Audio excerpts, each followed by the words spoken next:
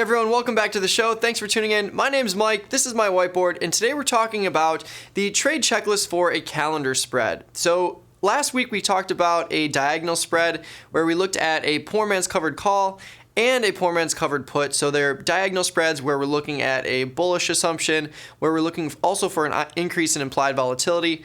And with the poor man's covered put, we're looking for a bearish assumption, and we would also benefit from an increase in implied volatility. So today we're going to look at the calendar spread, which really doesn't have a directional assumption. In fact, it can be bad for us if the stock price moves in either direction too far. So a calendar spread is a pure implied volatility play, and we'll get into why that is. So let's go on to the next slide, and we'll give you a brief overview of the calendar spread. So when we're looking at the calendar spread, if you've tuned into my previous shows on the diagonal spreads, you can see that we are sharing a strike here, which is different than those spreads.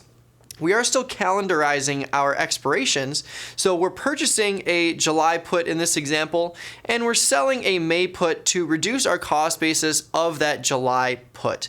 And we're going to be routing this all together for a net debit, and that's because, of course, the July option that we're buying has a lot more days till expiration, so it's going to cost more than the option we're selling in May that has a lot less days to expiration. So in this example, you can see this little blue dot is the stock price, and we're just looking at the closest strike to the at the money option. So in this case, let's say the stock price is here and we just chose to go just a little bit out of the money. We could do it just a little bit in the money or just a little bit out of the money. It doesn't really matter. As long as we're really close to that stock price, that's what's going to give us the best opportunity to profit if there is an increase in implied volatility. So the way I think about this spread is that we're purchasing a long-term option with high positive vega exposure, and we're selling a short-term option with low negative vega exposure. So the net vega exposure here, or the vega exposure, what we're looking for is really just the change in implied volatility. Vega is just the rate of change of an option's price given a 1% increase or decrease in implied volatility. So we want to have a positive vega exposure when we're looking for a pure volatility play to the upside, and that's exactly what we get here. So we're purchasing a longer term option that's going to have that high vega exposure, and we're selling an option against that to reduce our cost basis on that long option. And that short option will have negative vega exposure, but the exposure on the short option that we're selling is going to be much less than the long vega exposure we have on the July option. So all in all, this strategy is going to increase in profits when implied volatility increases. So the assumption with this strategy is neutral. We don't have a directional assumption, and again, if the stock price moves too far down or too far up, this strategy will become a loser. And when we're looking to deploy the strategy, we're really only looking to deploy this in a low implied volatility environment.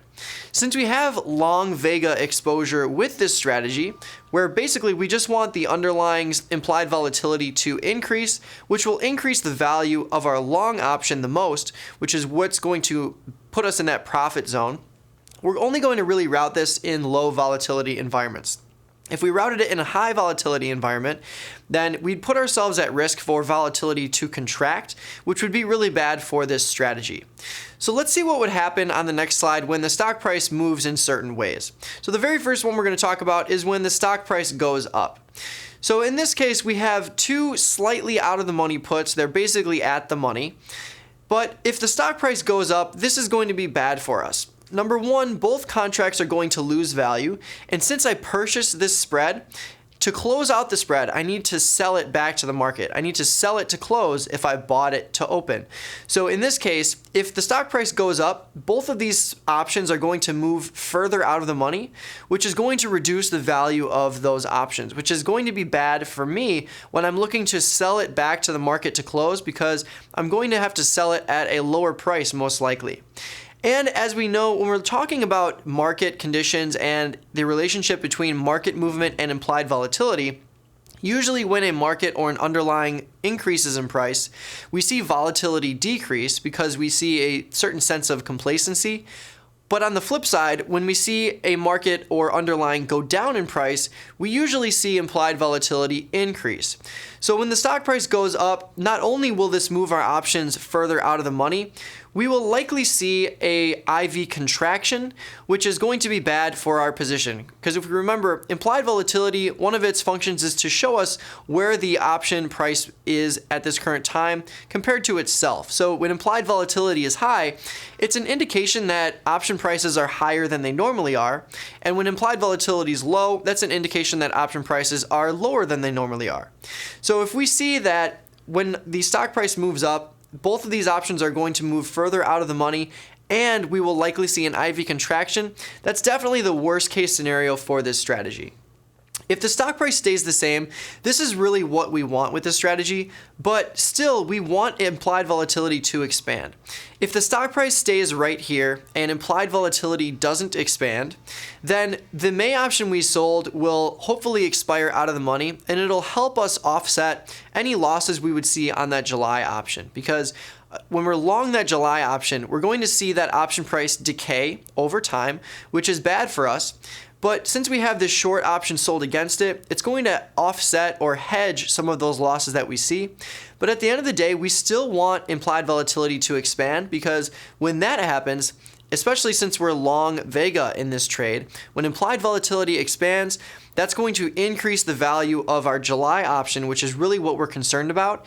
And that's going to help us sell this spread back to the market for a profit to close a position. If the stock price goes down, the long put you'll see will gain value, but the short put will lose value. So as the long put moves closer in the money or more in the money when the stock price goes down, you're going to see that long option gain value in terms of intrinsic value, but you're going to see those same losses on that May option in terms of intrinsic value. So although we're going to see profits on that July option, we have to remember that we are short a May option.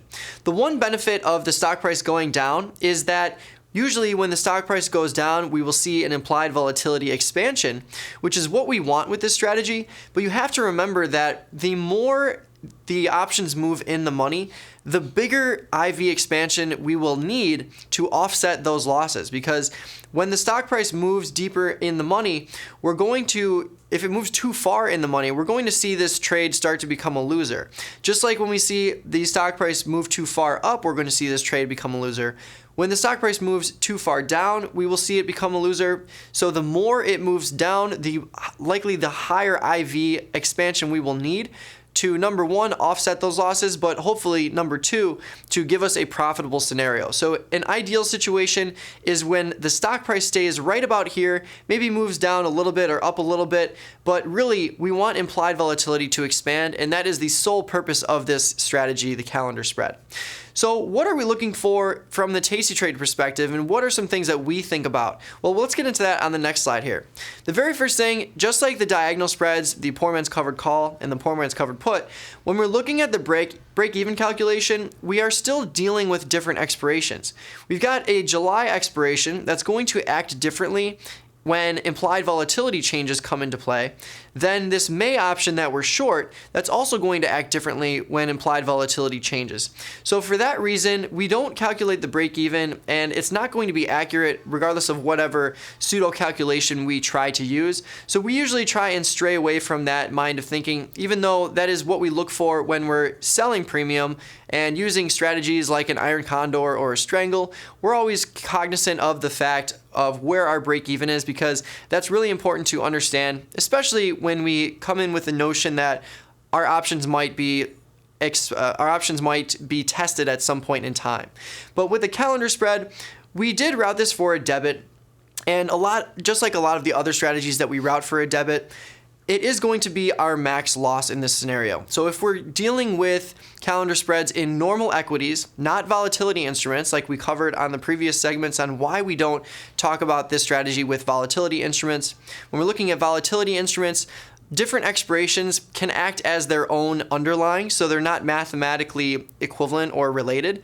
But if we're looking at a normal equity like Google or Apple or anything like that, the debit we paid is going to be our max loss, and it can't go lower than that. So that's really all we're looking to keep in mind when we're trading this strategy. When we look at the implied volatility factor again, the further the strike moves from the stock price, or the further the stock price moves from that strike, the bigger implied volatility expansion we will need. So it's really important to keep that in mind, especially when we see the stock price moving up and down. We really want the stock price to stay right here, and hopefully implied volatility will expand. That's going to be the best case scenario for this strategy. And because of that, we usually look to close this strategy at a lower percentage of max profit, or a lower percentage of the capital we use to deploy this strategy. So since we can't really calculate the max profit because it is that pure volatility play, and both of these options are going to differ in terms of when the implied volatility actually changes, what we like to do is take the debit we paid and calculate a profit off of that. So let's say I paid $500 or $5 for this strategy. If I'm looking for 25% return on capital, I would basically take that $500, calculate 25% of that, and then close that strategy, or put in a GTC order or a good till cancel order to close that strategy, sell it back to the market for that profit target. So I'm basically looking at my return on capital as the debit paid that I had to put up to place the strategy and be involved in the strategy in the first place. So we're looking at return on capital in this particular standpoint from literally the capital I'm placing on the table to have this strategy in my portfolio. So let's break this all down with some takeaways for you. The very first takeaway we've got is that this is a neutral, pure implied volatility strategy. If we remember, when the stock price moves too far up or too far down, this trade can go against us. So we really want the stock price to stand put right where it is and have implied volatility increase. If we have a slightly directional assumption, a diagonal spread might be better. So a long call diagonal spread would be a bullish assumption where we want implied volatility to expand, or we can have a profit if the stock price moves up. That's also known as a poor man's covered call. Or a long put diagonal spread, also known as a poor man's covered put, is a strategy that is bearish, that will benefit from the stock price moving down, and it will also benefit from that IV expansion. So if you truly have a directional assumption, maybe those strategies might be better for all intents and purposes, but when we're looking at a pure implied volatility play and we don't have a directional assumption, or if our assumption is that the stock price will stay right where it is, then the calendar spread might be better. So it's really just understanding the differences between the strategies and which one fits your assumption. And again, when we're looking at closing the trade for a profit, we're looking at the debit paid initially, and we're calculating percentages based off that. So usually here at Tasty Trade, we like to use that debit paid and calculate 25% of that, and then put in a GTC order and have it rest there in our portfolio so that if we hit that profit target, it will automatically route for us. Using GTC orders is a great way to have trades placed or have trades triggered without us having to manually do it and manually look at our portfolio all the time. And lastly, when we're looking at defensive tactics, it's really tough with a calendar spread because we have that same strike issue. When we're dealing with things on the same strike, like an iron butterfly or butterfly for that matter, when we have same strikes or options on the same strike, it's hard to make adjustments because a lot of the adjustments we make with things like strangles and iron condors or even vertical spreads is having the ability to adjust our strikes and move our short strike closer to where the stock price is to collect a credit and move our break even closer. But since we have the same strikes here on a calendar spread, we really don't have too many defensive tactics, and usually we're just very comfortable with the debit we paid as our potential max loss if things go against us. So thanks so much for tuning in. Hopefully you enjoyed this trade checklist for the calendar spread. If you've got any questions or feedback, or if you want to see a trade checklist for another strategy I haven't done yet, shoot me an email here, or you can shoot me a tweet at DoTraderMike. Stay tuned though, we've got Jim Schultz coming up next.